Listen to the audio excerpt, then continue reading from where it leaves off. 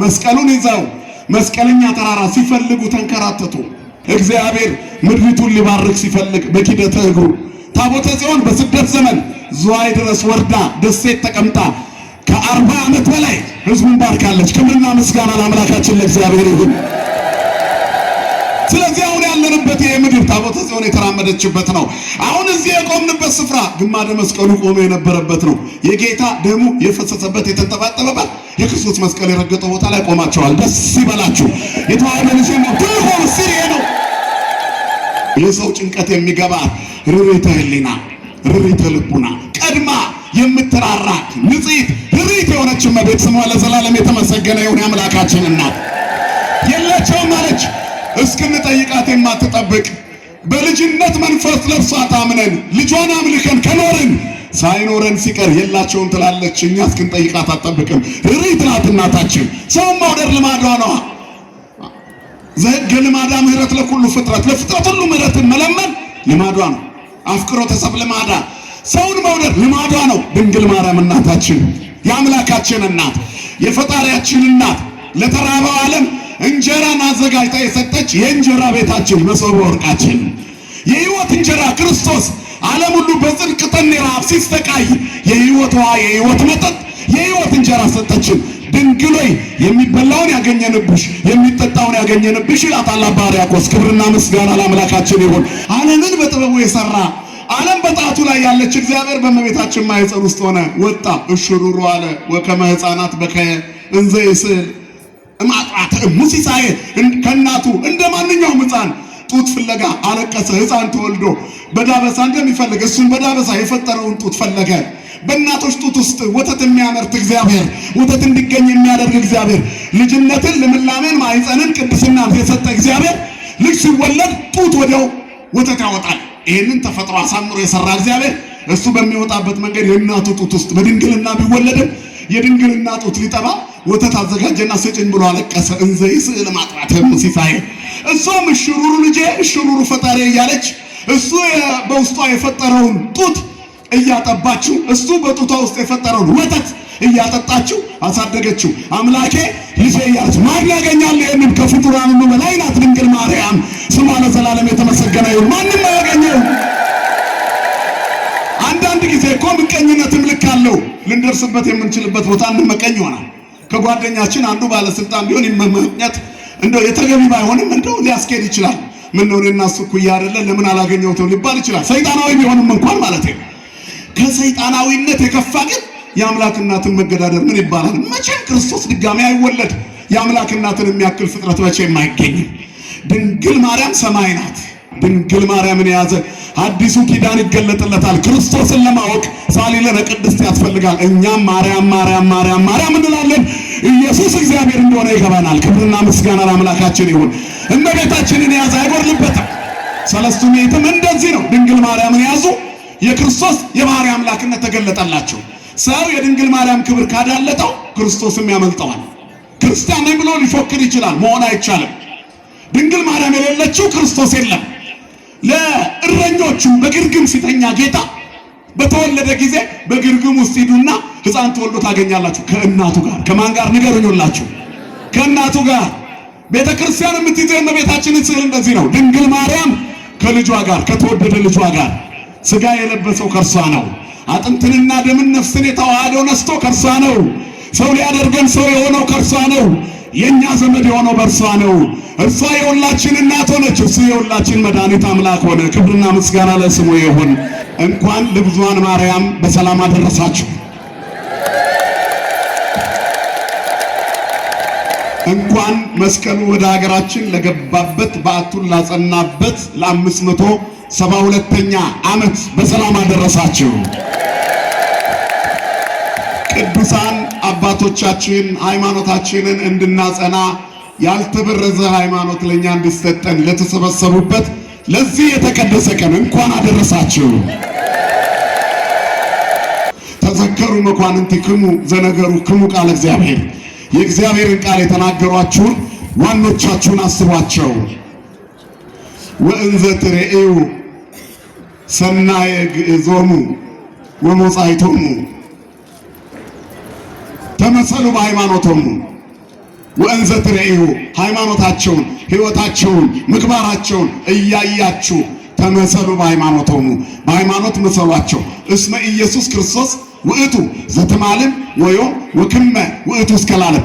ኢየሱስ ክርስቶስ ያው ትላንትናም ዛሬም እስከ ዘላለሙ ድረስ እርሱ ኢየሱስ ነው። ክብርና ምስጋና ለስሙ የሆነ አባቶቻችን አምላክ።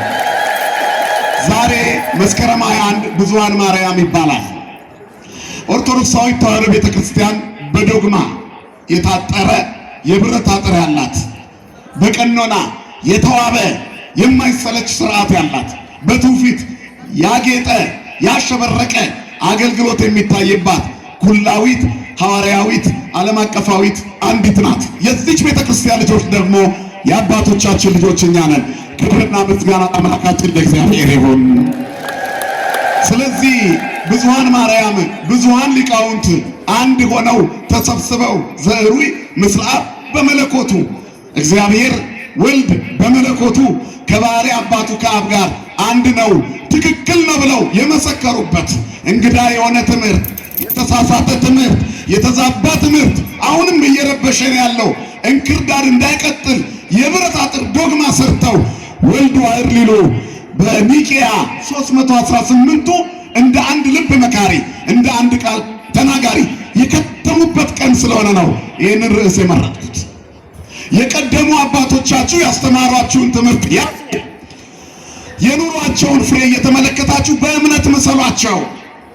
ኢየሱስ ክርስቶስ እንደው ትላንትናም ኢየሱስ ነው፣ ንጉሥ ነው፣ አምላክ ነው። ከባሕርይ አባቱ ከአብ ከባሕርይ ሕይወቱ ከመንፈስ ቅዱስ ትክክል ነው። ኢየሱስ ክርስቶስ እንደው እግዚአብሔር ነው። ትላንትናም ዛሬም እስከ ዘላለሙ ኢየሱስ እግዚአብሔር ነው አለ ቅዱስ ጳውሎስ። ክብርና ምስጋና ለአምላካችን ለእግዚአብሔር ይሁን። ቤተ ክርስቲያን በአስተምሯ ከሌሎች ጋር የምትተችበት ዋናው መስመር ተደብቆ ተቀምጦ ነው እንጂ ክርስቶስ ኢየሱስ ነው፣ የባሕርይ አምላክ ነው ብላ ታምናለች። ሌሎች ደግሞ ሌላ ስም ይሰጡታል። እዚህ ጋር መጥቀስ የማይገባ መነሻችን ክርስቶስ ነው። ጉልላቷን ክርስቶስ አድርጋ ተሸክማ የምትኖር ቤተክርስቲያን ለስሙ ወትማልም ወዮም ወክመ ውእቱ እስከ ለዓለም፣ ትላንትናም ዛሬም ለዘላለሙ በማይጣስ በዘመን ብዛት በማይደመዝዝ በማይሻር ኢየሱስ እግዚአብሔር ነው። ትላንትናም እግዚአብሔር ነው፣ ዛሬም እግዚአብሔር ነው፣ ነገም በልጅ ልጆቻችን እስከ ዘላለሙ ክርስቶስ እግዚአብሔር ነው። ክብርና ምስጋና ለስሙ የሆነ አባቶቻችን አምላክ። ስለዚህ ዛሬ ብዙኃን ማርያም ተብሎ ይከብራል። መስቀሉን እናከብራለን፣ እመቤታችንን እናከብራለን። መስቀሉንና እመቤታችንን ማደሪያው አድርጎ ዓለምን የቀደሰውን ጌታ ዘዕሩይ ምስለ አብ በመለኮቱ ብለን እንደ አባቶቻችን እናከብራለን። ክብርና ምስጋና ለአምላካችን ለእግዚአብሔር ይሁን። ይሄ ነው ትልቁ በዓላችን። 318 ሊቃውንት በዚህ ቀን ይጠሩ እንጂ ከ2300 በላይ ሊቃውንት በኒቅያ በ325 ዓመተ ምህረት ተሰብስበው ነበረ። ይሄ የሆነው መስቀሉ ወደ ግሸን ከመግባቱ 121 ዓመት 1121 ዓመት ቀድሞ ነው። የታሪክ ዳሰሳ ስናደርግ አባቶቻችን ወደዚያ ከመግባታቸው በፊት ወደ ስብሰባው ይዘው የገቡት እመቤታችንን ነው። ስለ ክርስቶስ ለመናገር እመቤታችን ከሌለች በምን ይገባናል? የመጀመሪያው የአዲስ ኪዳን መምህርት እመቤታችን እኮ ነች። ክርስቶስ ሁሉን አድራጊ መሆኑን እሱን የሚሰሙ ታሪካቸው እንደሚቀየር የተናገረች እርሷ ናት።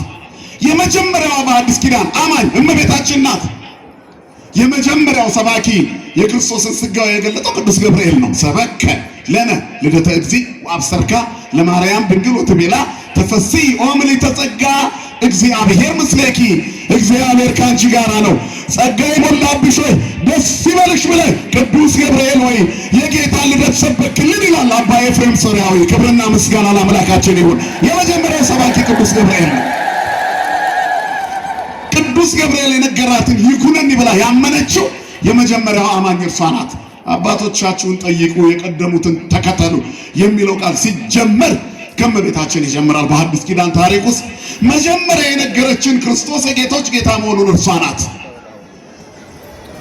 በሦስተኛው ቀን በቃና ዘገሊላ ሰርግ ነበር ብሎ የሚናገረው ቃል በምድረ በዳ ተፈትኖ በዮርዳኖስ ተጠምቆ ከወጣ በኋላ ከዮርዳኖስ መልስ 40 ቀን ተፈትኖ ዲያብሎስን ድል አድርጎ ከምድረ በዳ መልስ በሶስተኛው ቀን በቃና ዘገሊላ ተጠራ። በዚያች በገሊላ ባደገበት አውራጃ ሰርግ ነበረ። እናቱ ስትጠራ እሱም ተጠራ። እዚያው ነው ድንግል ማርያም ስራዋን ጀመረች፣ እሱም ስራውን ጀመረ። እናትና ልጅ አንድ ቀን ስራቸውን ጀመሩ። ክብርና ምስጋና ለአምላካችን ለእግዚአብሔር ይሁን። መጽሐፍ ቅዱስ የሚነግረን ይህንን ነው። የወይን ጠጅ አለቀ ይላል ሰርጉ ላይ። በሰው ጥንስስ የማይሰራ እግዚአብሔር ጋኖቹን ጠርጎ ውሃ ሊሞላ አዲስ ወይን ሊሰጠን ሕይወታችንም ሊታደስ የአዲስ ኪዳን ምልክት ነጸብራቅ ሊጀምር ድንግል መናገር ነበረባት። ወይንኬ አልቦሙ የወይን ጠጅ የላቸውም እኮ። የሰው ጭንቀት የሚገባት ርሪተ ሕሊና ርሪተ ልቡና ቀድማ የምትራራ ንጽሕት ርሪት የሆነች እመቤት ስሟ ለዘላለም የተመሰገነ ይሁን። የአምላካችን እናት የላቸውም አለች።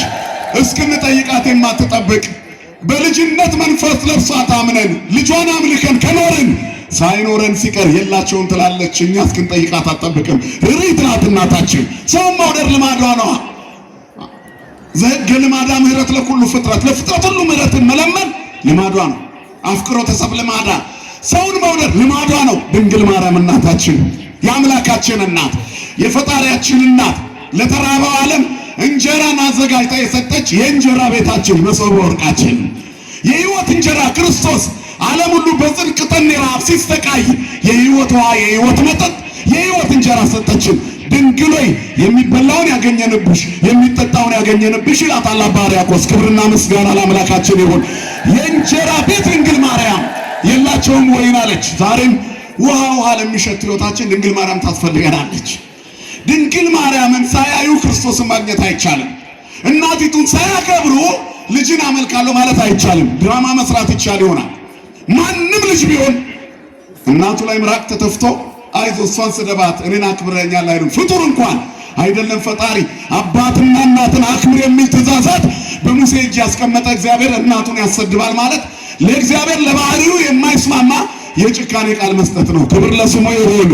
እናቱን ስለሚወድ ነው ሲወለድ ያያት፣ ሲሞትም መጨረሻ ጊዜ አይኑ ያረፈው እርሷ ላይ ነው። ጌታ በተወለደ ጊዜ መጀመሪያ ያየው መልክ የእናቱን መልክ ነው። ትውልዱ ሁሉ እሱን የልጁን መልክ እንዲመስል ተስሎ የሚወጣው ከሱ የወጣው መልክ ነው። የእግዚአብሔር የሥጋዌው መልክ ድንግል ማርያም ናት። አባት የለውም በሥጋ።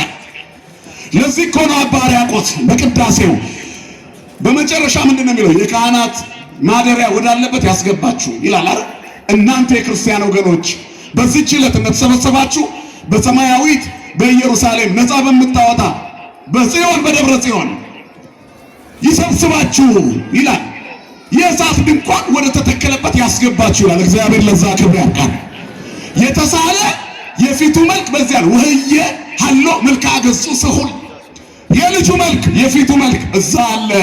ከማርያም የነሳው የተሳለ የፊቱ መልክ በዚያ የእሳት ድንኳን በተተከለበት በኢየሩሳሌም ሰማያዊት አለ። እኛስ የልጁን መልክ እንድንመስል ተሰርተናል። ያ መልክ ከየት መጣ? ከድንግል ማርያም ነሳው። የኛ አምላክ እግዚአብሔር የሚሳነው የሌለ አባት ከእናቱ በነሳው መልክ እኛን ሊስለን ከእሷ ተወለደ ነው መልእክቱ። ስለዚህ እሷ የሌለችበት አዲስ ኪዳን የለም። ጌታም ምን አለኝ ከአንቺ ጋር ባዘዝሽኝ ላላደርግ አድጓል ብለሽ ለምን ጠየቅሽኝ? ማድረግ እችላለሁ ታዘዝ ግን አለ ይበጻ ጊዜ ገና ነው አለ። ወይን ሆኖ ዓለምን የሚያጣፍጥበት ዓለም ሁሉ የሚጣፍጥበት ወይን ክርስቶስ ነው። ከባሕርይ አባቱ ከአብ ከባሕርይ ሕይወቱ ከመንፈስ ቅዱስ የማይለይ አብ ጉንደ ወይን ወልድ ጉንደ ወይን ወመንፈስ ቅዱስ ጉንደ ወይን ይላል አባ ሕርያቆስ። ዘቦቱ ጥዕመ ኩሉ ዓለም ሁሉ የጣፈጠበት የሕይወታችን ማጣፈጫ ክርስቶስ ኢየሱስ።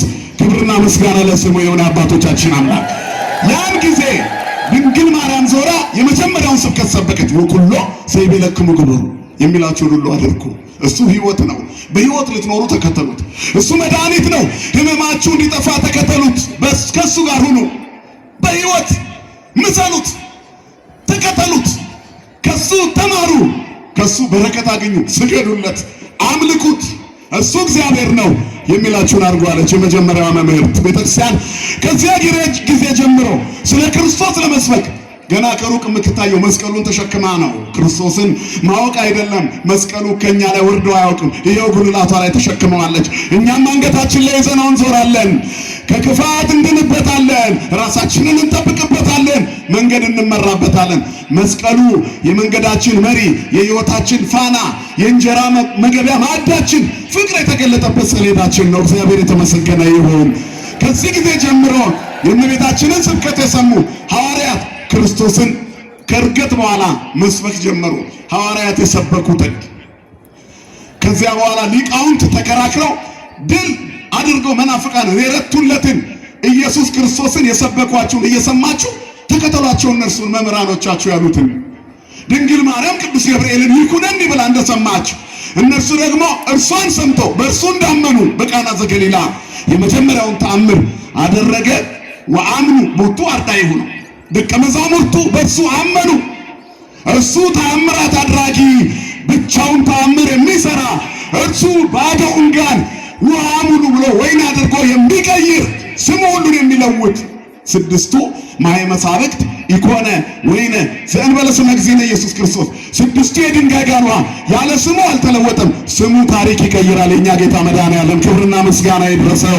ይህንን ድንግል ማርያም ያለችው ሰማይና ምድር የጸናው በዚህ ስም ነው። ሰማይ ወምድር ይጸና ዘእንበለ ስመ እግዚእነ ኢየሱስ ክርስቶስ። ያለ ክርስቶስ ሰማይና ምድር አልጸናም።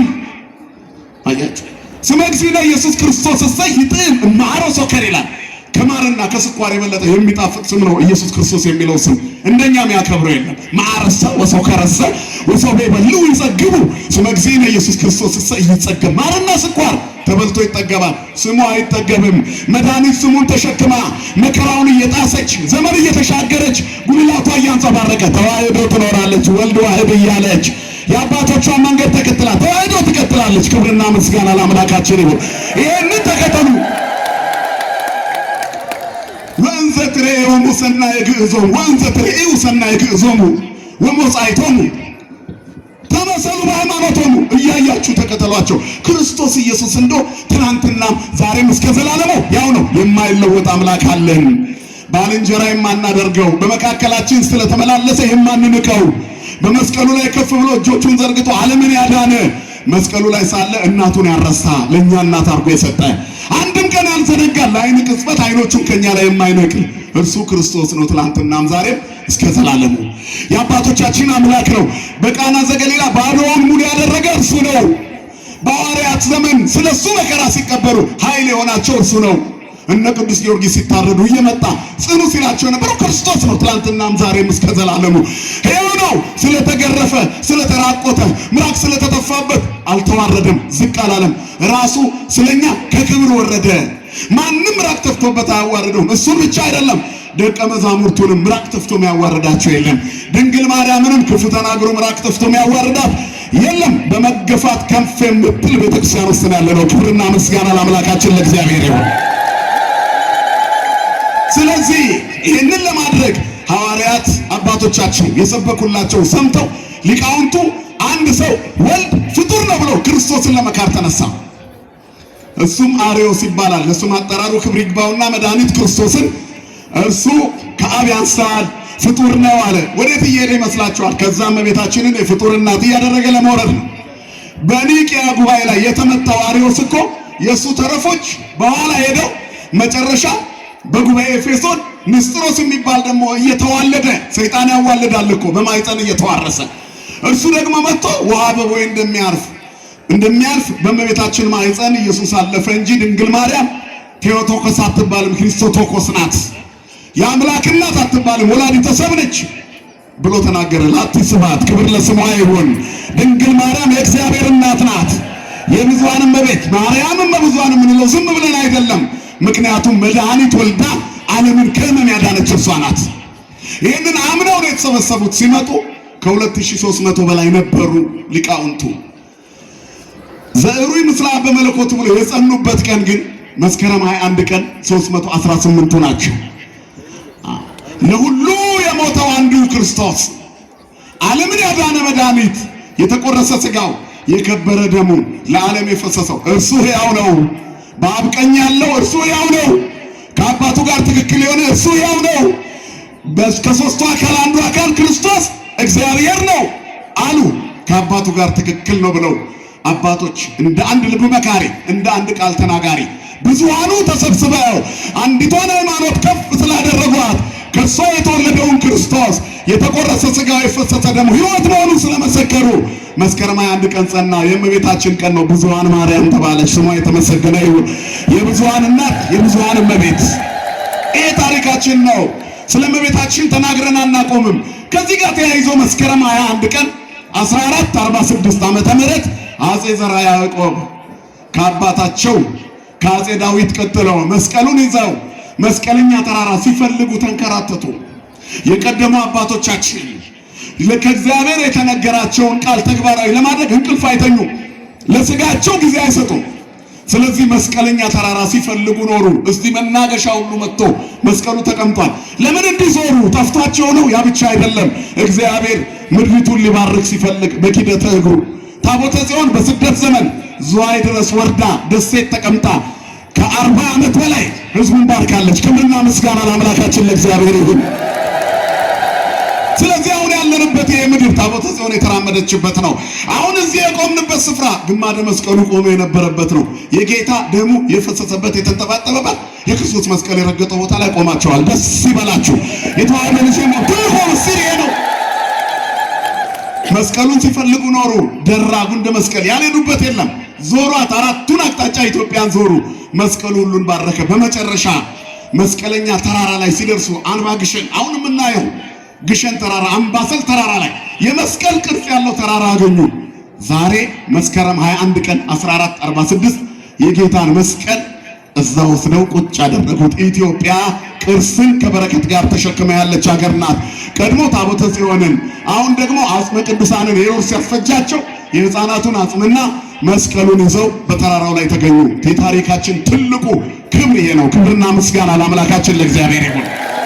ስለዚህ በዚህ ቀን ብዙሃን ማርያም ስለሆነች እመቤታችንን እናከብራለን። አማላጅነቷ የማይለየን፣ ሳሎን ተቀምጣ የጓዳው ባዶነት የሚሰማት የጭንቅ አማላጅ፣ የደረቀውን ማህፀን ዓለም ለማጽንስ እንዲሆን የምታደርግ ቅድመ መምህራችን እንደመሰከሩት የተቆረጠውን የሚቀጥለውን አምላክ ይዛ ወይንኪ አልቦሙ ብላ በባዶነት ላይ የምትሞላ ድንግል ማርያም እናታችን ናት። አማላጃችን፣ የመስቀል ስር ስጦታችን። ከዚያ ሌላው መስቀሉን የምናከብርበት ነው። ዓለም የዳነበትን መስቀል። ሁለቱ ልዩ ፍጡራን ናቸው ይላል ደራሲው።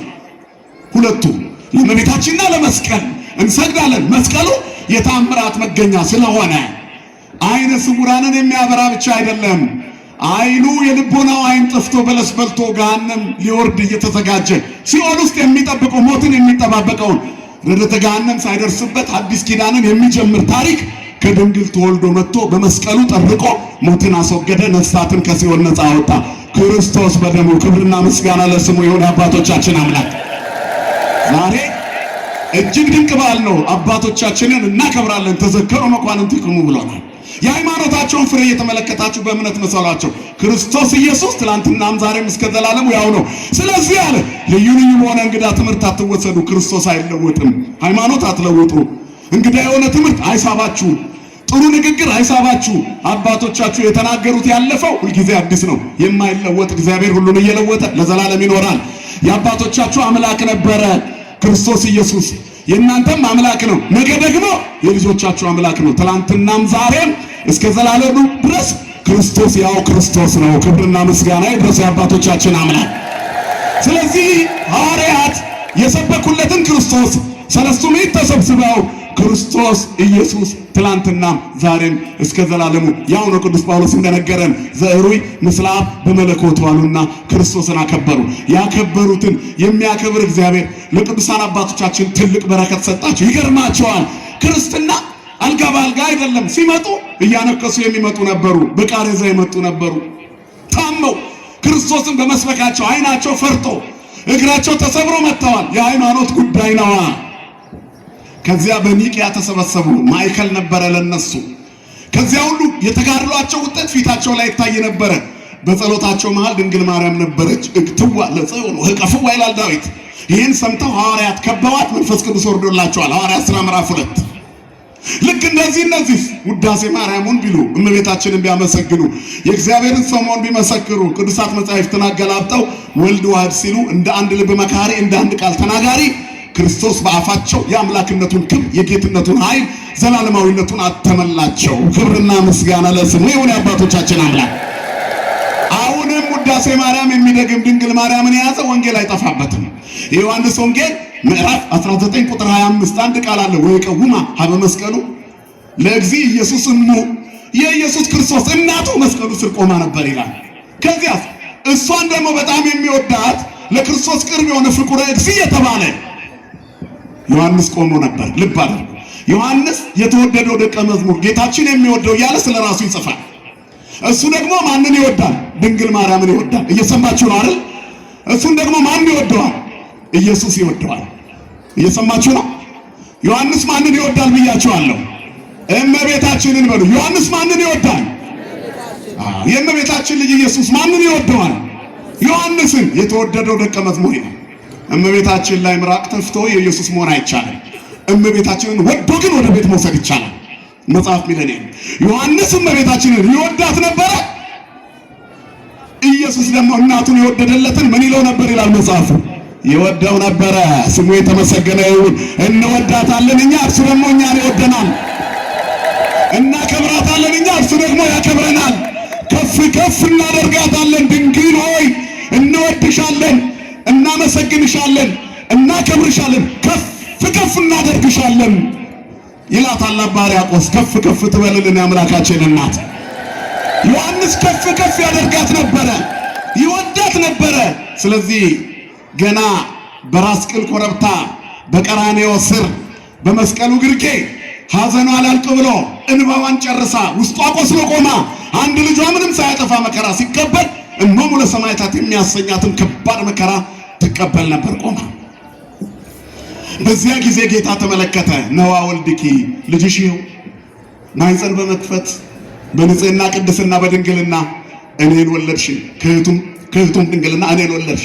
ከዚህ በኋላ ማኅፀን በመክፈት ልጅ አትወልጂም። ነገር ግን በምጥ በጭንቀት ስምዖን እንደተናገረ አረጋዊ ገና የ40 ቀን ሕፃን ሳለ ጌታ በነፍስሽ ሰይፍ ያልፋል ብሎሽ ነበር። የኔ ሐዘን በነፍስሽ ሰይፍ እያሳለፈ እኔ የምሰጥሽ ስጦታ እመብዙኃን ያሰኝሻል። ብዙኃን ማርያም ድንግል የፍጥረት ሁሉ እናት ሆነች። የዳነው ትውልድ በክርስቶስ ያመነው ጌታን የሚወደው በጌታ የተወደደ ድንግል ማርያምን የወደደ እርሱ ነው ክርስቲያን። እኛ ነን ኦርቶዶክሳውያን። ክብርና ምስጋና ለአምላካችን ለእግዚአብሔር ይሁን። የተወደደው ደቀ መዝሙር ከዚያ ጊዜ ጀምሮ ወደ ቤቱ ወሰዳት። ምን ቤት አለው? ባህታዊ ነው፣ መናኝ ነው። ወደ ልቡ ድንግል ማርያምን ይዞ ገባ።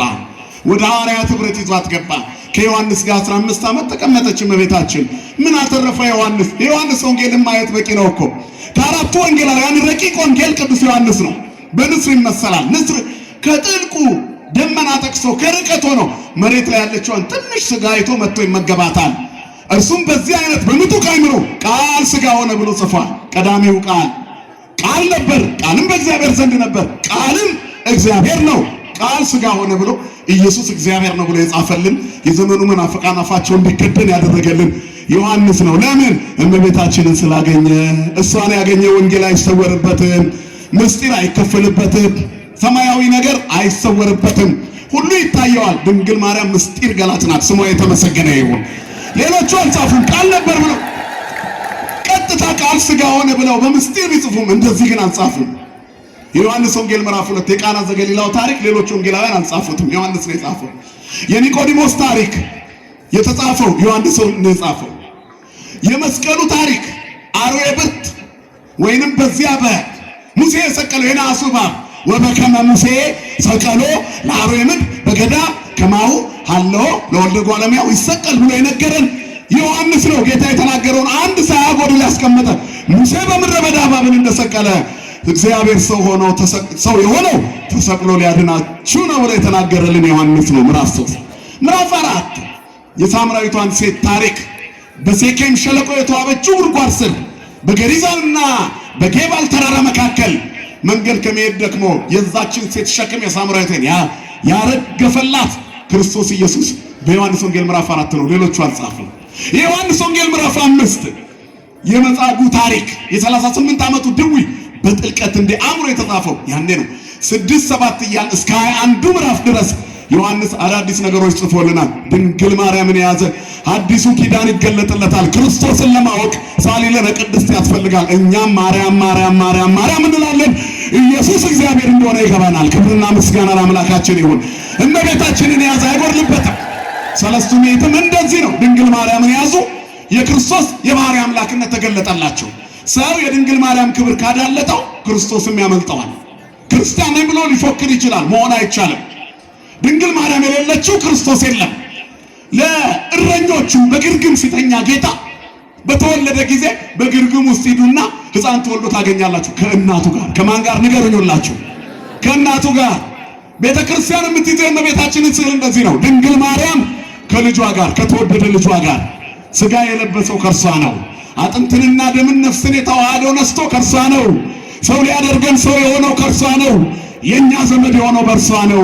እርሷ የሁላችን እናት ሆነች፣ እርሱ የሁላችን መድኃኒት አምላክ ሆነ። ክብርና ምስጋና ለስሙ ይሁን። ስለዚህ ብዙኃን ማርያምን ይዘው የክርስቶስን አምላክነት መሰከሩ። ሃይማኖት እንዲገባን አዲስ ኪዳን እንዲገለጥልን ሳሊለነ ቅድስት ያስፈልጋል ነው መልእክቱ። ሌላው ትልቁ ግማደ መስቀሉን ይዘው ታሪኩ ሰፊ ነው፣ በዚህ ሰዓት አይገለጥም። ነገር ግን ወደ ኢትዮጵያ መስቀሉ ከገባ በኋላ አፄ ዘርዓ ያዕቆብ በዚያ ተራራ ላይ ያስቀመጡት እመቤታችንን ይዘው ነው። ታቦተ ማርያምን ይዘው መስከረም 21 ቀን መስቀሉን ያዙ። ሁለቱ ፍጡራን አይለያዩ፣ መስቀልና እመቤታችን። ስለ መስቀል ምንድን ነው የሚለው መጽሐፍ? በበትረ ዝንቱ መስቀል ሐዋርያቲሁ ለዘሞተ እንዘ ይገብሩ መንክራተ ሰደዱ አጋንንተ ወሰበሩ ጣዖታት። በዚህ የመስቀል በትር የሞተው ጌታ የተሰቀለው ጌታ ደቀ መዛሙርቱ በመስቀሉ አምነው በዚህ መስቀል አጋንንትን አወጡ፣ ጣዖትን አፈረሱ፣ ታምራት አደረጉ። ወበእንተ ዝንቱ አዘዙ መምህራነ ቅዱስ ወንጌል። ስለዚህ ነገር የቅዱስ ወንጌል መምህራን አዘዙን። የእግዚአብሔር አምሳል የሆኑ ንስግድ ለመስቀል ወለማርያም ድንግል፣ ለማርያምና ለመስቀል እንሰግዳለን። የአክብሮት ስግደት፣ የጸጋ ስግደት። ለምን ለማርያም ዘንሰግድ ላቲ፣ ለማርያምማ እንሰግድላታለን። ሰው እጅ መንሻ ለማግኘት ስራ ለመቀጠር ለስራ አስኪያጅና ለአለቃ ሲሰግድ ይውል እንዴ? ዓለም ላይ በየቢሮ ይወድቅ የለ እንዴ? ደሞዝ ለማስጨመር ጫማ ሲስም ይውል እንዴ? መድኃኒት ለወለደችልን እንሰግድላታለን። ዓለም ከሕመም ለዳነባት ጽድቅ ርቦን ሳለ የእንጀራ ቤታችን ለሆነች ለድንግል እንሰግዳለን። እኛ መቼም አምላክ ናት ብለን ሰግደን እናውቃለን? ንገሩኝ እስኪ። አናውቅም። ፖለቲካው ሌላ፣ ጉዳዩ ሌላ ስለሆነ የዚህ ዓለም ተከታዮች፣ የዚህ ዓለም ሰዎች ክፉዎች፣ የሰይጣን ተከታዮች ስለሆኑ ዘመቱ እንጂ እኛ አንድም ቦታ ድንግልን አምላክ አላረግናትም። ልጇን አምልከን እሷን አክብረን እንኖራለን። ቅዱሳንን ተቀብለን። ማን ይመስገን ወገኖቼ? እግዚአብሔር የተመሰገነ ይሁን። ለማርያም ዘንሰግድ ላቲ እስመ ነሣ ሥጋ እምሥጋሃ እግዚአብሔር ፈጣሪሃ አለ። በቃ ፍጡር መሆኗን እኮ ይገልጻል መጽሐፋት። ለማርያምማ እንሰግድላታለን። ፈጣሪዋ እግዚአብሔር ከሷ ከሥጋዋ ሥጋ ከነፍሷ ነፍስ ነስቶ ሰው ሆነና እኛን ሰው አረገን፣ ከኛ ጋር ተዛመደ።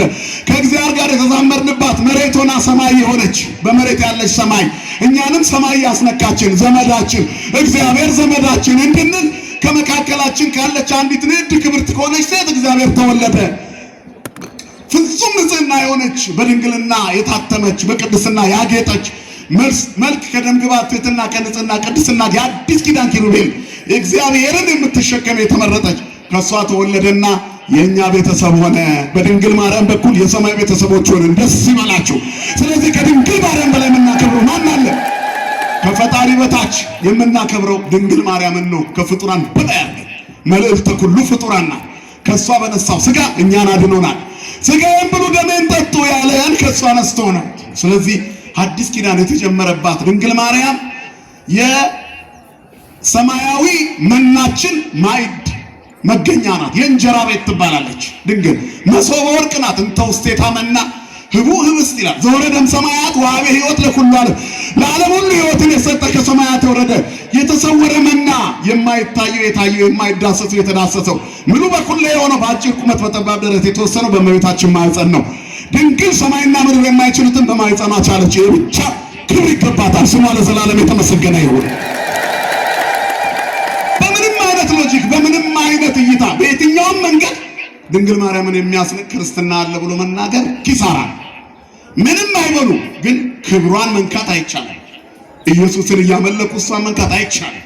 ሃይማኖት ስላልሆነ ነው አመለካከቱ። እግዚአብሔር ልቦና ይስጠው ለሌላው ሁሉ። እኛ ግን ሳሊለነ ቅድስት አናቋርጥም። ስለዚህ እስመ ነሣ ሥጋ እግዚአብሔር ፈጣሪያ፣ ከሥጋዋ ሥጋ ከነፍሷ ነፍስ ፈጣሪዋ እግዚአብሔር ነስቷል። ምኗ እግዚአብሔር ንገሩኝ እስቲ? ፈጣሪዋ ድንግል የወለደችው ፈጣሪዋ አለ። ሰማይና ምድር የማይወስኑትን እሽሩሩ አለችው እሷ። ሰማይ ምድር የማይችሉትን አኀዜ ዓለም በእራሁ ኩሉ ውእቱ ሰዴሁ ይጸውር ድደ ወይነብር ጠፈረ መሰረተ ዓለም ይላል። ዓለምን በጥበቡ የሰራ ዓለም በጣቱ ላይ ያለች እግዚአብሔር በእመቤታችን ማኅፀን ውስጥ ሆነ ወጣ። እሽሩሩ አለ ወከመ ሕፃናት በከየ እንዘ ይስዕል እማጥዋተ እሙ ሲሳየ፣ ከእናቱ እንደ ማንኛውም ሕፃን ጡት ፍለጋ አለቀሰ። ሕፃን ተወልዶ በዳበሳ እንደሚፈልግ እሱም በዳበሳ የፈጠረውን ጡት ፈለገ። በእናቶች ጡት ውስጥ ወተት የሚያመርት እግዚአብሔር፣ ወተት እንዲገኝ የሚያደርግ እግዚአብሔር፣ ልጅነትን፣ ልምላሜን፣ ማኅፀንን፣ ቅድስናን የሰጠ እግዚአብሔር ልጅ ሲወለድ ጡት ወዲያው ወተት ያወጣል። ይህንን ተፈጥሮ አሳምሮ የሰራ እግዚአብሔር እሱ በሚወጣበት መንገድ የእናቱ ጡት ውስጥ በድንግልና ቢወለድም የድንግልና ጡት ሊጠባ ወተት አዘጋጀና ስጭኝ ብሎ አለቀሰ። እንዘ ይስዕል እማጥዋተ እሙ ሲሳየ፣ እሷም እሽሩሩ ልጄ እሽሩሩ ፈጣሪ እያለች እሱ በውስጧ የፈጠረውን ጡት እያጠባችው እሱ በጡቷ ውስጥ የፈጠረውን ወተት እያጠጣችው አሳደገችው። አምላኬ ልጄ እያለች ማን ያገኛል? ይህንን ከፍጡራን ሁሉ በላይ ናት ድንግል ማርያም፣ ስሟ ለዘላለም የተመሰገነ ይሁን። ማንም አያገኘው። አንዳንድ ጊዜ እኮ ምቀኝነትም ልክ አለው። ልንደርስበት የምንችልበት ቦታ እንመቀኝ ይሆናል። ከጓደኛችን አንዱ ባለስልጣን ቢሆን ይመመኘት እንደው የተገቢ ባይሆንም እንደው ሊያስኬድ ይችላል። ምን ነው እኔና እሱ እኩያ አይደለ ለምን አላገኘሁትም ሊባል ይችላል። ሰይጣናዊ ቢሆንም እንኳን ማለት ነው። ከሰይጣናዊነት የከፋ ግን የአምላክ እናትን መገዳደር ምን ይባላል? መቼም ክርስቶስ ድጋሚ አይወለድ። የአምላክ እናትን የሚያክል ፍጥረት መቼም አይገኝም። ድንግል ማርያም ሰማይ ናት አይደለም እንዴ? ድንግል ማርያም ተመስለኪ ሰማይ እንታስረቂ ፀሐይ ተመስለኪ ጋይተ እንተ ፈሬኪ ስርናይ፣ ማርያም ወይ ሰማይ ሆነሽ ፀሐይ አወጣሽ።